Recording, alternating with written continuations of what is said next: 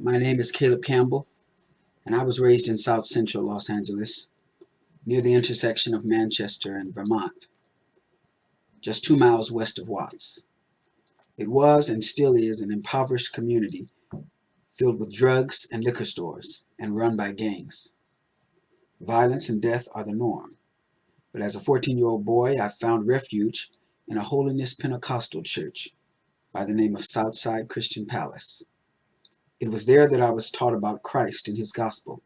I was taught to respect myself and others. It was also at Southside that I received and embraced the call to ministry. My ministry vision is one that encompasses the spiritual and natural needs of the people in our community. Our community, known as Westmont, is an unincorporated area of South Los Angeles of about 32,000 people. Local homicide detectives gave our neighborhood a nickname, Death Alley, because we have the highest homicide rate in all of Los Angeles County. Over 60 people shot to death in the last 9 years. One of our greatest needs is employment. It is a fact that the unemployment rate in poor communities of color is often 2 and 3 times the national rate. I see the church, which has always been the center of the African American community, acting as a bridge between the unemployed masses of black men and women and the business sector of the community. I see church leaders, who in many cases already have the trust of business leaders, connecting able and willing workers with the people who can provide jobs for them, and vouching for those men and women who would make good candidates for certain job positions.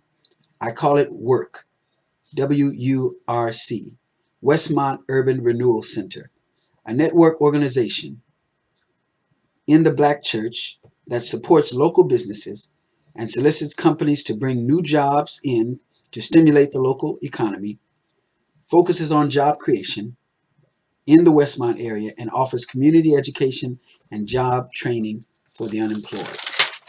This is tied to Dr. King's vision of social justice and economic empowerment for African Americans. As we remember, the historic March on Washington in '63 was for jobs and freedom, signifying that an essential part of the black civil rights struggle was the acquisition of decent jobs with a living wage. Dr. King knew the importance of job growth in the black community, which would ultimately lead to economic autonomy and financial independence. Wealth and income growth have always been a major avenue to social and political power, which is one of the reasons Dr. King strongly pushed education for black youth. Today, the wealth and income gap between blacks and whites is still unacceptable. It can and must be closed, and the church can play a vital role. People who have any interest in justice for African Americans should be concerned with the black unemployment rate and should be willing to join with me and others who have the vision to change this circumstance. In conclusion, some have argued that African Americans have the highest unemployment rate because they are lazy, lacking in skills and abilities, or incompetent. This is a generalization that is simply not true. The long history of racial discrimination in America has disadvantaged generations of African Americans by denying them access to higher paying jobs and the education that would make them qualified for these jobs.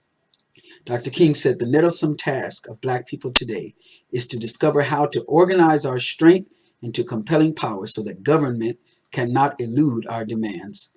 I embrace this task and am willing to devote my time, energy, and talent to the accumulation of power in the black community so that our demands will be heard and the dreams of our children realized in our time.